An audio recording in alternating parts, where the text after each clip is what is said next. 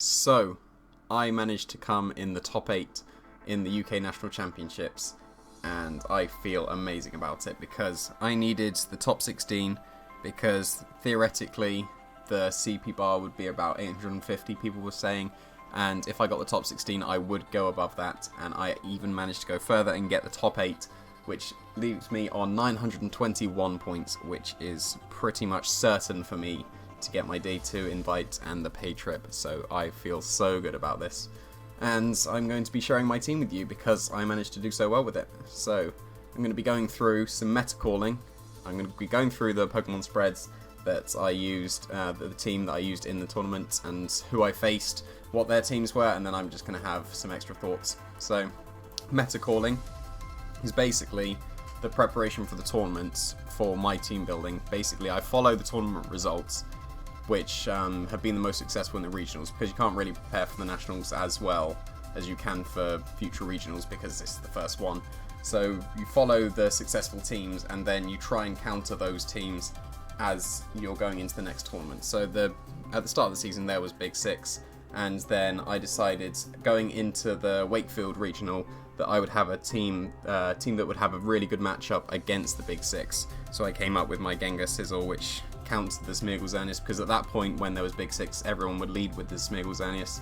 So I wanted a good matchup against that, and I came up with Ryoga with the Gengar Sizzle and Togetic and Raichu, and that managed to win a regional, so that was a really good meta call by me. If I used that team right now, I would probably lose every single match because the meta has evolved such that that team is awful now. So we had the Ryoga, then Wolfie had his Kyogre Dialga to counter all the Ryogas that had popped up because Ryoga was becoming more of a thing, and I think apparently he faced like 8 out of 9 Ryoga teams that were in Swiss, so that was a really good meta call by him, and so on and so on. You get the dual primals that have become a big thing now. There was Groudon EV that popped up. We've even had Kyogre EV that won a tournament. So you need to pay attention to tournament results as you're going into future tournaments, so you can evolve your team towards beating the theoretical best matchups at that point. So going into nationals, I thought that dual primal would be the biggest thing, so I tweaked my team matchup in favour of beating dual primals, as well as having a good matchup against Big Six, because Big Six is always going to be a thing. So those were the two I mainly focused on. I sacrificed some matchups because definitely in this meta you can't be solid against everything, so you have to make some sacrifices in your team building. So one of the things I sacrificed in my team building was Scarf Smeargle. If I faced a Scarf Smeargle, I was probably going to lose, but that was a sacrifice I was willing to make for the better matchup against more teams that I would face. I think I heard of at least 2 Scarf Smeargles going about the tournament. There may have been more, but I didn't really expect to face any. If I did, I would probably lose, but that was a sacrifice that I made so that I had a better matchup against what I thought would be more common teams. Because if you ran a Smeargle, normally it would be in the Big Six and it would have a Focus Sash. So I didn't run into any Scarf Smeargles, which was quite fortunate. But I gave the team to one of my friends and she ran into a Scarf Smeargle, so it was an auto loss for her, which was a shame. But there we go. So also, with the team building, you can't just practice on Showdown. Even though I do practice on Showdown a lot, it won't be an indication for what will show up at tournaments, because people will use odd things. You know, I'm known for using very odd things at tournaments, but a lot of people will use not really tournament worthy teams on Showdown, so you won't get the practice you will against the proper teams that you will face in the tournament. So you need to practice against your friends, or just even your enemies if you want, and they need to use teams that you will expect to see at tournaments. So practice against Big Six, practice against the standard dual primal, which there is a very standard dual primal right now, and all the other main matchups, so that you have a good idea of what your team should be for a tournament rather than just playing games in general on Battle Spot or Showdown. So now moving on to my team, I ended up going with dual primal, but I tweaked it to my liking. I really love this Zapdos that I've come up with. I won a regional with the Gengar that I was using. It's the exact same Gengar, I didn't change anything, but apart from that, it's pretty standard dual primal with the Salamence the primals, and Ferrothorn is usually on primals. It's either Ferrothorn or Remungus. So move on to the Salamence. Not a standard spread. Usually I think the standard is 20-236, but I've gone for 84, 172 for a very specific reason, because I wanted the double edge in combination with my Zapdos Thunderbolt to always knock out pretty much all the Kyogres, and the standard bulk at this point in the meta is the 252-204 defense Primal Kyogre, which will survive 2 Precipice Blades from a Groudon. So I wanted my Salamence plus my Zapdos to guarantee the KO on it. So the double edge, as you can see, does 55% minimum, and my Zapdos does 45, I think it's 46 actually, % minimum, so it's always going to be a KO on the Kyogres. And I left enough special attack so that a Hyper Voice plus a Draco Meteor would be a knockout on no bulk Primal Groudon. So I felt pretty comfortable with this EV spread. There's no need for bulk on Salamence. I've messed around with a Hasty Nature and then 4 HP and 12 special defense, so you can always live a Timid, Dazzling Gleam, but that never really comes into play. And you lose a lot of defensive bulk because your defense stat is so high at 130. If you reduce that, you actually can, I think you can get KO'd to Life Orb, Rayquaza, Dragon's Ascent, which is not what you want, considering Salamence is supposed to have a really good matchup against Rayquaza. So that's pretty much all there is about Salamence. It's got nice Intimidate support. It's probably the best Mega in this format. So there we go, pretty standard otherwise. Groudon is even more standard because the physical variant is better objectively than the special variant, especially on dual primal. You should probably, I don't think you should run special Groudon if you're running dual primal, because then you don't have any physical attacks. So I've gone with the standard 252 and probably the standard moveset as well, because I didn't feel like, if I didn't have Rock Slide, I always missed the coverage that it gave me, and it was really useful throughout the tournament. It got me a couple of flinches that were quite not so necessary. I don't think it ever clutched out a win, but it was always nice to flinch. And the Precipice Blades is Precipice Blades. It's super strong. It's going to miss sometimes. I think I only missed twice during the whole tournament with the Precipice Blades, and both times it didn't matter because I only needed to hit the target. The target was the thing next to the thing that missed. So other than that, it's very, very standard. Well, not other than that, it just is standard. I didn't want to go with the 12 HP for special defense, which always survives 2 Dazzling Gleams, because then you sacrifice some of the chance to KO opposing Xerneas with the Precipice Blades, and I feel that it's much more useful to, more times than not, guarantee the kill with 2 Precipice Blades, and instead of surviving 2 Dazzling Gleams, because most Xerneases aren't max anymore. They've got a little bit of bulk, so you don't need that extra 12 and 4 into the defenses. So I felt fine going with the standard 252, even though I almost always go with a little bit more fancy spread because I feel they're more useful. But for this Groudon, I don't think you need to alter it from 252. So very standard otherwise, but my Kyogre is a little bit more interesting. You might recognise the spread a little bit. It's pretty much identical to the one I used to win Wakefield, but I've shifted some special attack EVs into defense because I never found that I needed the extra special attack. I always got the KOs I needed, and the extra defense allows me to have a much better chance of surviving Mega Rayquaza, Dragon's Ascent with a Life Orb. I found I was getting KO'd too often. It was 37.5% chance before, and now I've reduced it to a 12.5% chance, which is a lot better. And usually most Primal Kyogres on the dual Primal are very slow and very bulky, so I wanted to outspeed them because they could carry Thunder, and I needed to get a big Water Spout onto the Kyogres before they Thunder me so that I can, probably not one-on-one if they have Thunder, but if it's still 2-on-2 and I Water Spout and they have Thunder, I still have a much better chance because I outspeed. And outspeeding Smeargle is always nice. Like, I got Dark Voided threat in the tournament once, and that was only because the Smeargle got a speed boost, so maybe I could have shifted some of the speed into the defenses. I don't think I needed the extra defense, and I don't think I needed the extra special attack though, so it's always hindsight, isn't it, going back into the tournaments, but I really like this spread. I like outspeeding the Smeargles, and I like outspeeding the very fast things at -1 from Icy Winds. So I don't think I would really, I don't think I would run the very defensive variant on this team, especially the way I play Kyogre. A lot of people play Kyogre very defensively. They just want to keep getting spread damage with Origin Pulse, which is a terrible move. It will always miss when you need it to hit most. Always run Water Spout and Scald, but that's my opinion. I just like the accuracy. But I play Kyogre very offensively. I like to get into a position where I can just Water Spout at full HP and win. So that's why I run the very fast Kyogre as well. Damage calcs, it's KOs most Mega Kangaskhan, the standard ones, almost all of the time. But a lot of Mega Kangaskhan's now have a little bit of extra HP, so if I had the extra, what was it, 76 special attack before, then a lot of Kangaskhan's can still survive that because they have a little bit of bulk to survive low kicks, etc. So reducing the special attack doesn't really hurt Kyogre at all, and it got all the kills I needed anyway, so I was pretty happy with the EV spread. It also allows Kyogre to survive a non-brave Power Whip from Ferrothorns.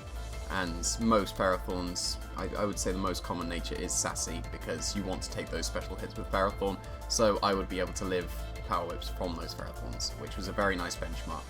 So that's pretty much all I've got to say on Kyogre. Let's move on to my Ferrothorn, which is a little bit more interesting. Now we're getting into the Boyt stuff. So I've got a very standard spread on it. It's a 252-252.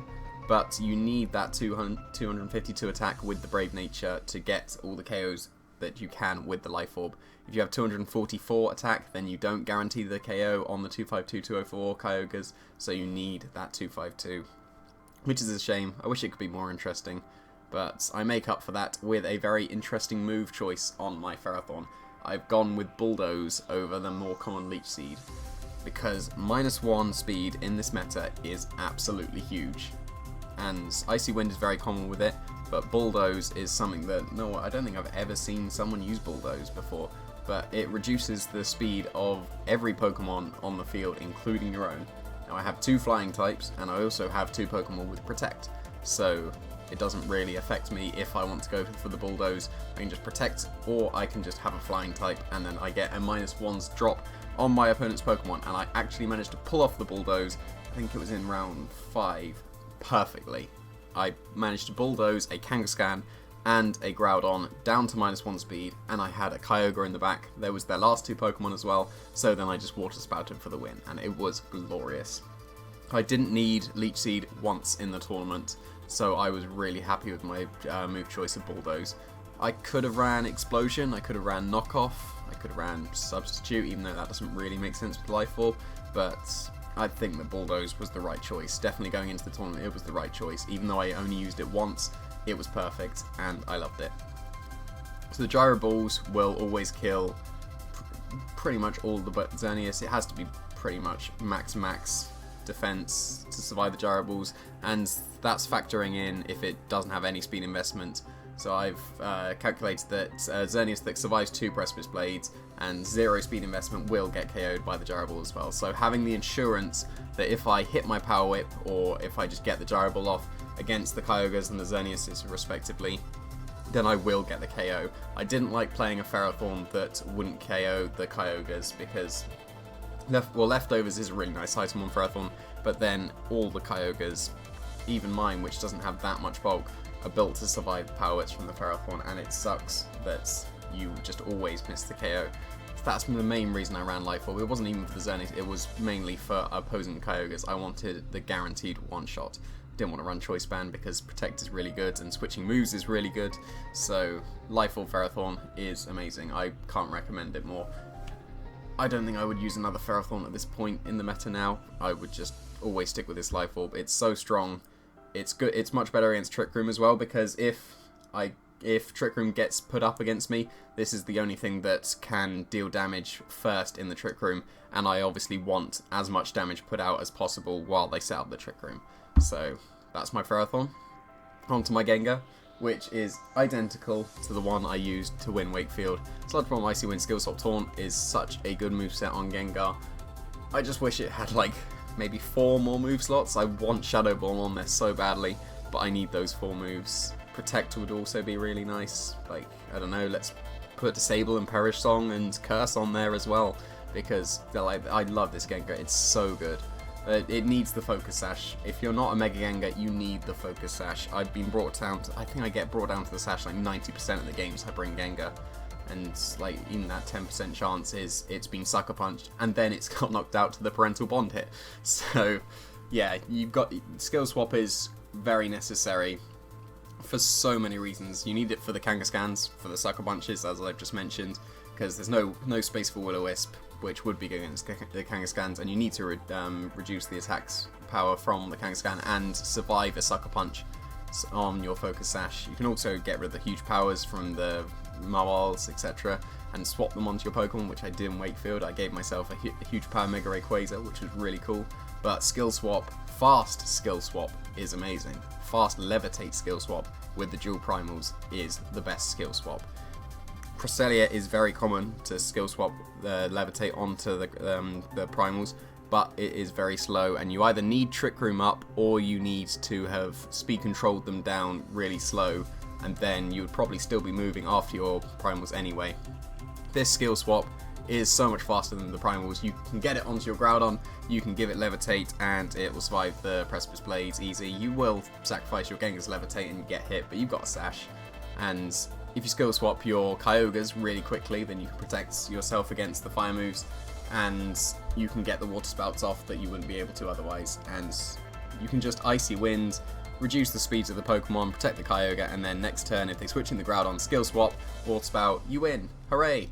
So Sludge Bomb is the main move over Shadow Ball because of Xerneas. If I didn't have Sludge Bomb, I would only really have Ferrothorn to hit the Xerneas. And if they have a Xerneas, I probably want to bring Gengar, because it's really good against the Xerneas. You can stop a Geomancy with a Taunt if you want, instead of just Sludge Bombing it, because it will always be a 2-hit KO, even if you get the Poison.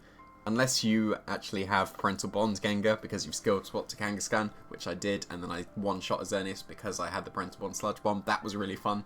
But there we go, that's my Gengar.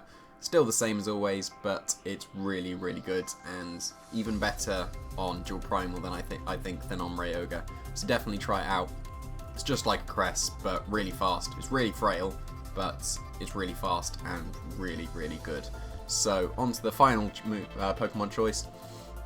Zapdos is the choice over effectively the Thundurus on the Dual Primals. The Thundurus is very common, but basically my choice of Zapdos over Thundurus was mainly the Hidden Power Water. You can obviously put Hidden Power Water onto a Thundurus, but you should sacrifice Protect for the Hidden Power Water.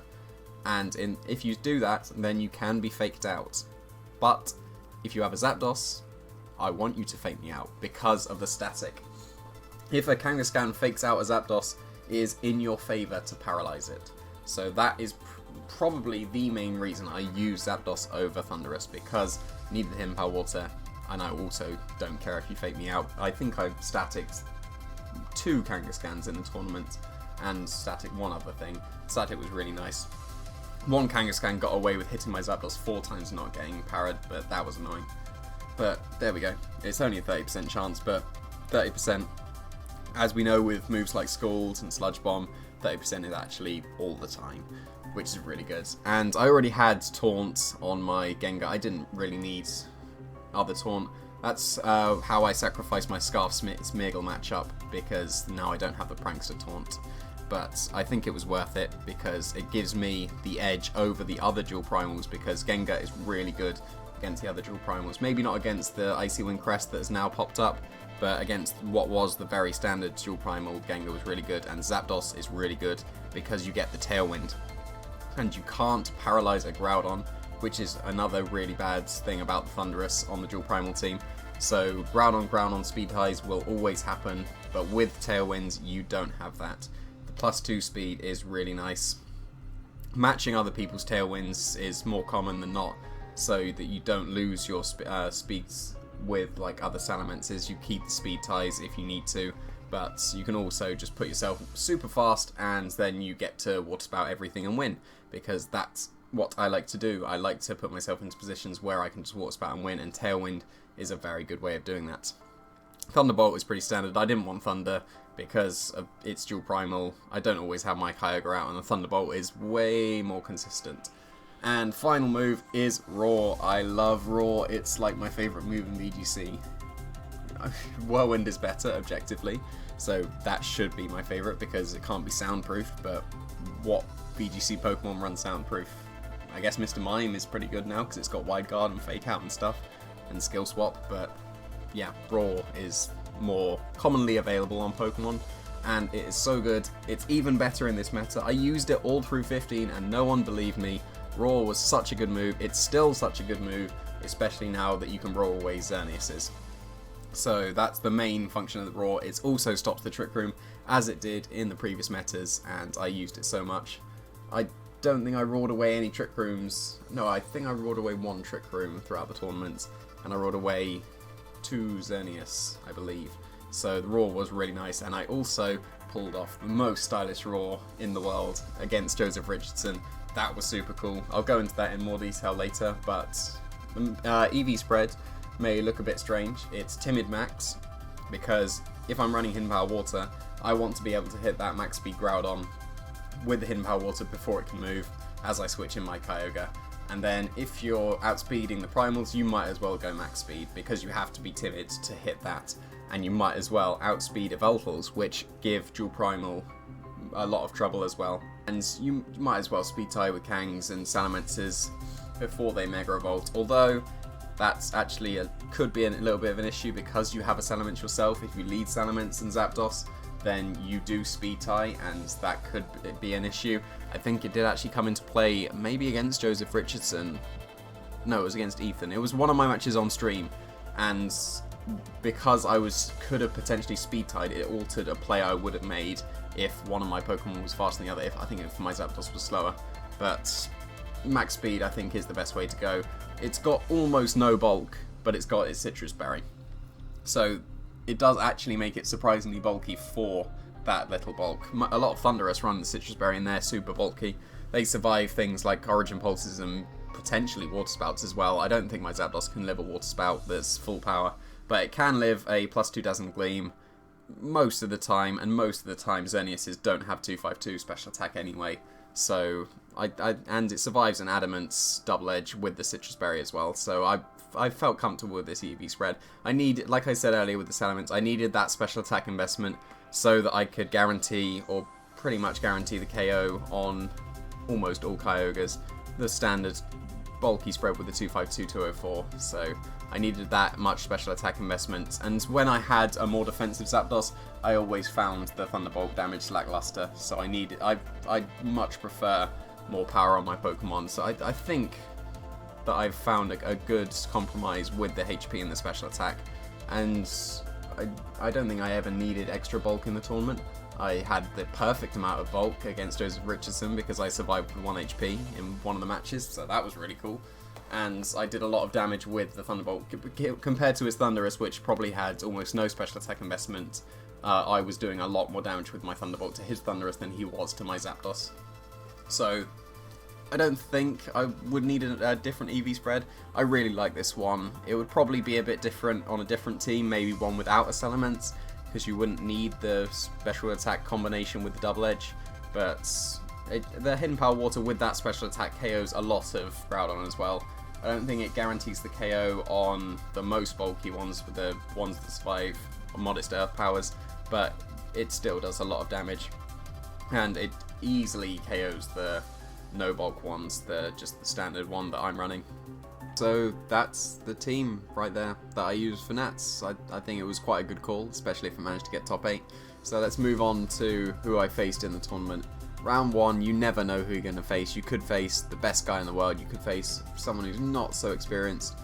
Given the team, he looks like he's not so experienced. He's only got one restricted Pokemon, being Mewtwo, but it was actually a pretty close set. It came down to the wire in the end. The Mewtwo being so fast was a little bit of an issue at the end, but luckily he just kept side striking my Salamence instead of Ice Beaming. I think I'd already won at that point, but it was quite curious to see them not Ice Beam. Maybe he didn't have Ice Beam, maybe he was Choice Specs. I think I came to the conclusion he was Choice Specs at the end of the match, but managed to win that one 2-0.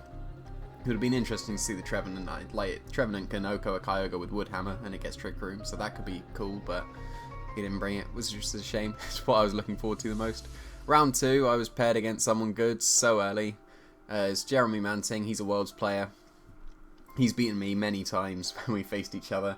He's got a positive record on me, so it's quite annoying that I had to face him so early, but it was also really cool because we were put on stream. So he ran a oh wait, no, we weren't, because there was a repairing. So we ended up not facing each other and someone else went on stream. So I'm still 1-0 in the tournament. So I was repaired against Eric Rios. Rio Paza, I think is pronounced how his Twitter name is, or Twitter handle is pronounced.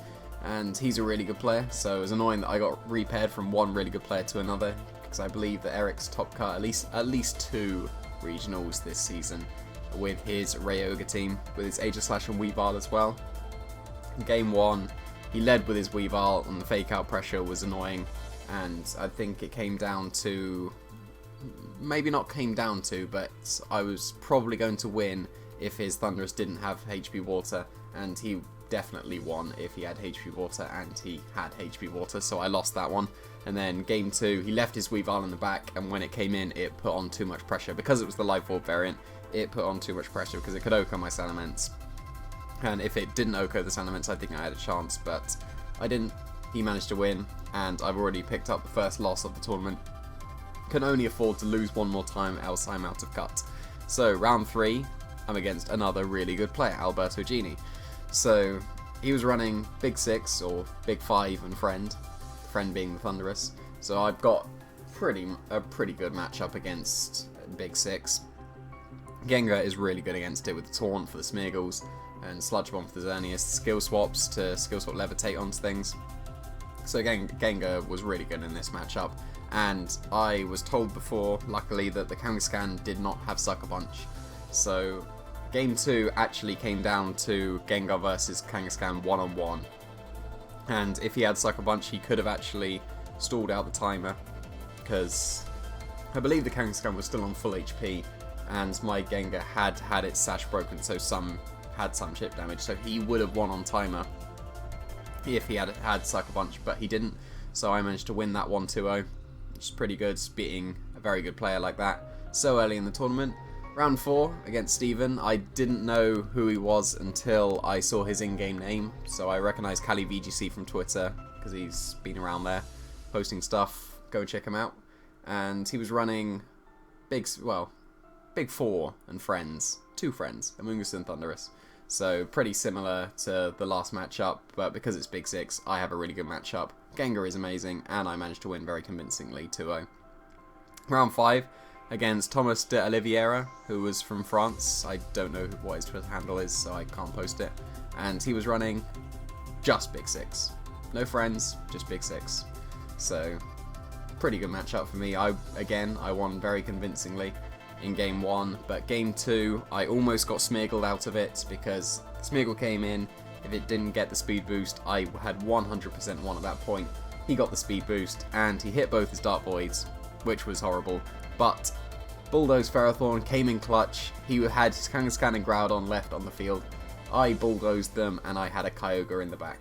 So I managed to clutch out the win with the Bulldoze because I could just Water Spout, kill both of them, and I managed to win 2-0. So next opponent was Carlos Lima from Luxembourg, which was quite interesting to see someone from Luxembourg. Obviously Matt's friends. He wanted him to win, so he was running a dual primal Bronzong team, which is not the worst. If the Bronzong has a Mental Herb, then I have a very bad matchup, but most tend to carry Lumberry at this point. But first game, I couldn't prevent the Trick Room. I think I led with only one thing that could stop Trick Room. I think I led Gengar and his Kangaskhan was scrappy. I think he definitely faked out this thing that could have stopped the Trick Room, but then he managed to get it up and kept all the momentum. Game 2, I managed to prevent the Trick Room with the Taunt onto the Bronzong, but he Gyroballed my Gengar turn 1, which was really nice expecting the Taunt. And then he managed to keep the momentum even without the Trick Room, so he managed to win that one 4-2. No, well, not 4-2, 2-0. I am now 4-2, so I can't afford to lose any more matches, else I'm out of cut. Although I didn't know at this point, but later on I found out that at least 3 people would cut with X3, so you obviously want to just go X2 in the tournament in Guarantee Cup. Round 7, I'm going to butcher this name, I was against Jorge Miñones, and it was really cool when I met him, because obviously you just introduce yourself when you're sitting down. I said, hey, I'm Jamie, and he said, I know, you're really famous. So that was quite a cool introduction from him, and he ended up running Big 5 and Friends, and the friend was a Crobat instead of the Thunderous.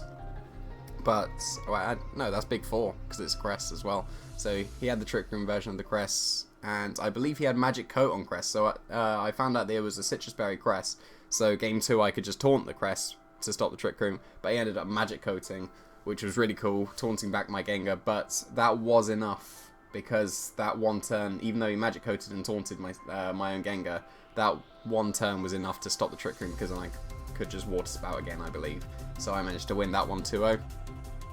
Doing a really good run against Big 6, it seems, in this tournament. So, round 8, I'm paired again against Jeremy Manting. So, he is, this time, well, still the same, but now I can actually say he is right. Wait, no, I can't. We had another repairing. So, both rounds where there were repairings, I was paired against Jeremy and we got repaired. But wait, no, we didn't, because the repairing didn't actually affect us. Because it was so late in the tournament, it only affected a few people. So, he is running a dual primal team with a Weavile. Game 1 was heavily in my favour. I managed to keep pretty much all the momentum and win that one. Game 2 was completely the reverse. He managed to keep all the momentum on his side and he managed to win Game 2. Game 3, he clutched it out with Sword Dance Groudon, and all he had to do was hit my own Groudon and he had probably won. He just had to hit my own Groudon and then my Kyogre in the back and he had won. But he just missed my Groudon and I just won. So it sucked that I had to knock out one of my friends. Like, I can't even remember where he came. I don't know if he was close to the resistance he needed. But yeah, it sucked that I had to knock him out, especially that way, because the game was so clean up until that point, and then he just missed his Precipice Blade. So I had to cut at this point. I couldn't knock out one of my friends and then not cut. That would just suck. But round 9, I'm against a really good player. Again, I've had a fairly hard run in the Swiss and Nats against Matthias Sokolowski, and he was actually 7-1 at this point, running dual primal with Cress and also a Togekiss, which is quite an interesting pick. So he was 7-1, I was 6-2. Because I was paired up, that meant that I almost certainly had the resistance I needed to top cut even if I lost and went X3. We played out the first game. I managed to win game 1, but then he ended up forfeiting game 2 to me. It was a really long day, and he's also a really cool guy. So he forfeited, so we were both in cut. I went 7-2 in Swiss, which is really good. I was 1 game away from the pay trip at this point, theoretically, and I get paired against Joseph Richardson, who at this point was #1 in Europe. And that was horrible, because both of us needed top 16 to pretty much guarantee, well, for me it was pretty much guarantee, for him it was definitely guarantee the pay trip. So one of us wouldn't get the pay trip, one of us would knock the other person out, and this match was actually chosen to be on stream. So I found a video on YouTube of our match on the stream, so I'll link that in the description, and I suggest you go and watch that first, because I am going to talk a little bit about the match, but it was a really good one. You should go and check it out first. So he was running the dual primal team. He had a Ferrothorn instead of the Cress when he won Sutton Regional. If he'd have had the Ferrothorn, I would have had a pretty good matchup against him. But that Cress, because it was the Icy Wind T-Wave variant as well, the matchup I think was slightly in his favour if he brought the Cress. So game 1, he didn't bring his Cress, and he ended up never taunting that Zapdos. So I don't know if he actually had taunt. Maybe he didn't think about taunting to stop my Tailwind. But halfway through the match I was able to set up Tailwind, and that gave me enough momentum to come back.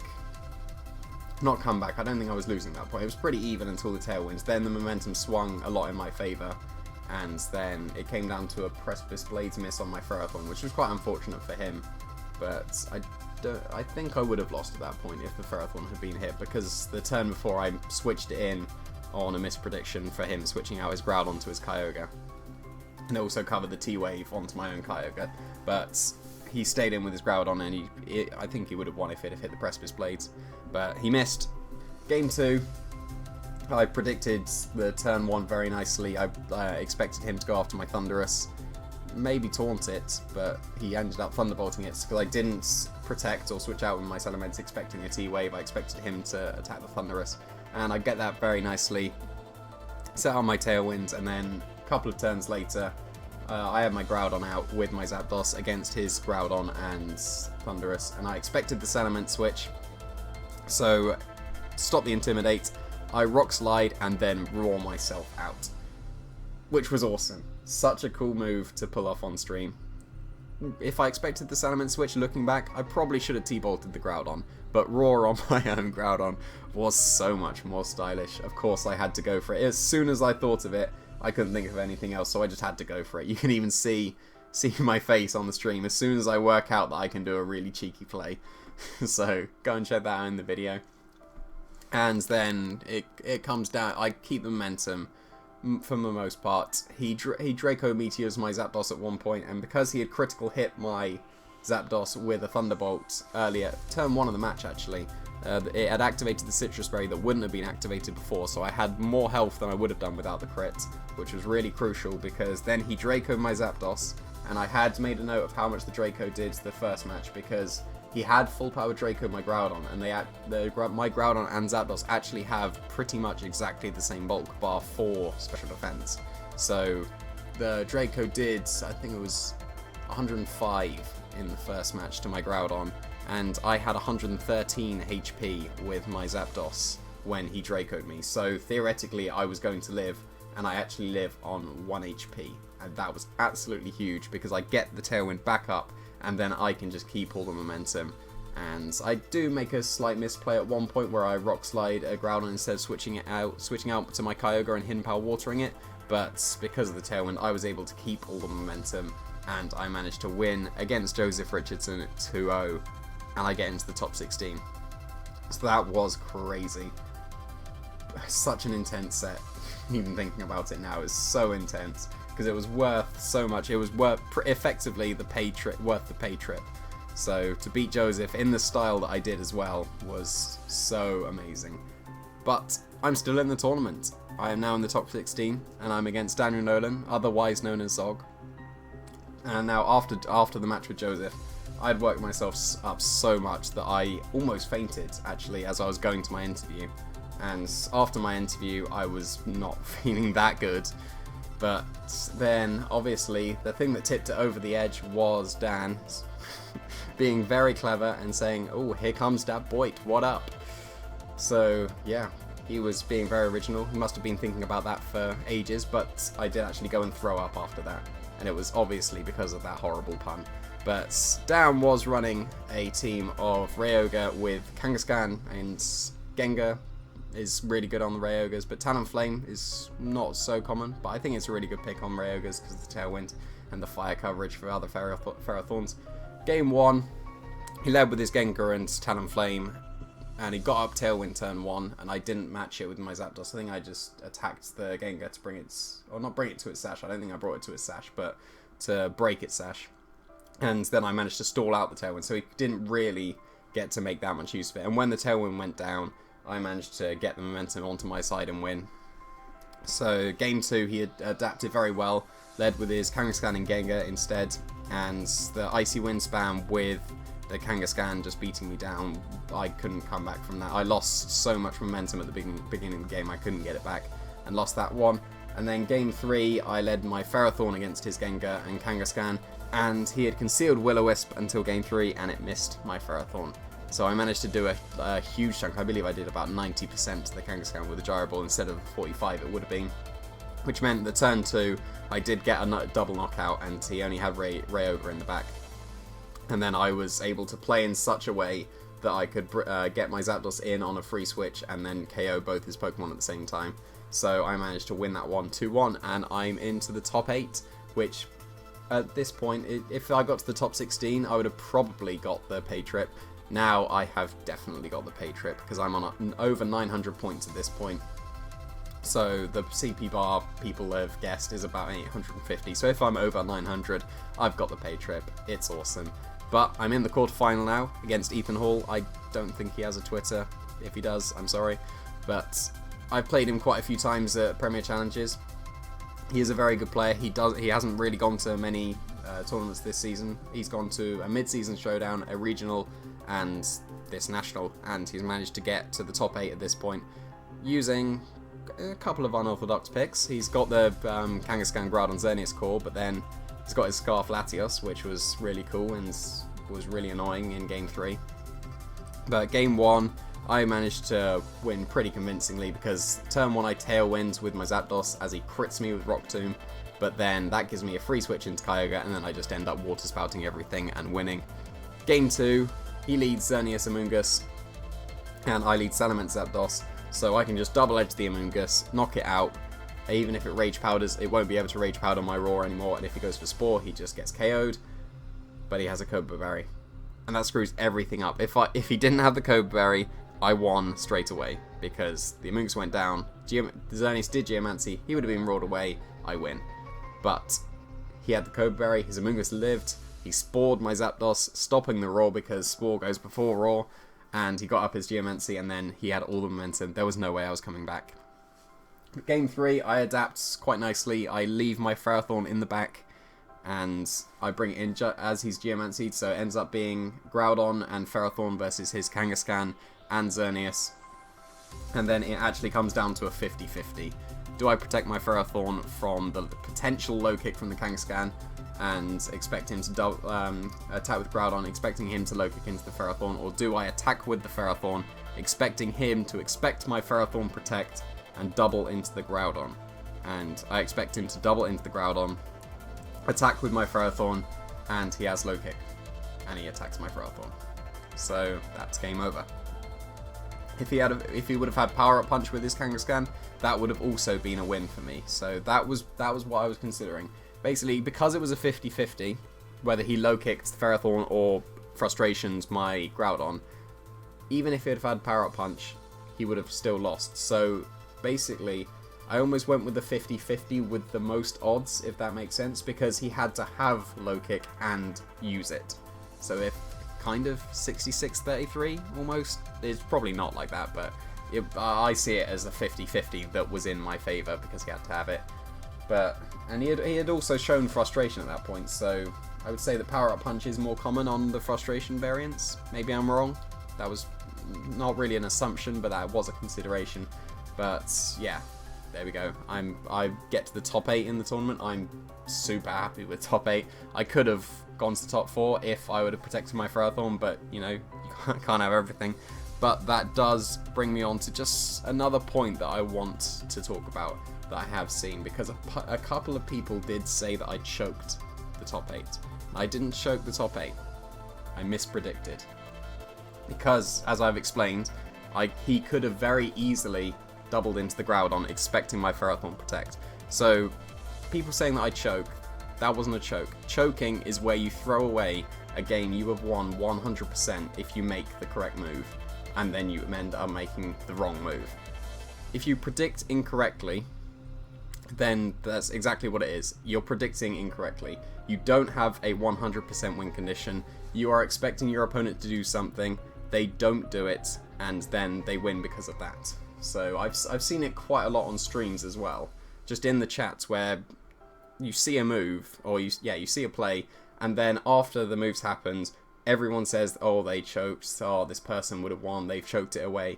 When they haven't choked it away, you've just seen what the correct move would have been, and they were just clearly predicting something else. So that's just something I've wanted to say, because I've seen it quite a few times on Twitch chats. I just want to get it out there that choking is not the same as mispredicting. But there we go. Let's end on that, I guess, a little bit negative note. But yeah, now with my top 8, I am now 4th in the world with championship points. I would have been 3rd, but Spilla's gone to South Africa, you know, getting 2nd in that Nats. I would have been 3rd in the top 3. That would have been so much cooler than top 4, but top 4 in the world is quite a good accolade. I don't expect to stay 4th. I'll probably end up somewhere in the top 10, I would have thought, in Europe, but definitely top 16, and I've got that paid trip, so I am super happy with this. Thanks for watching.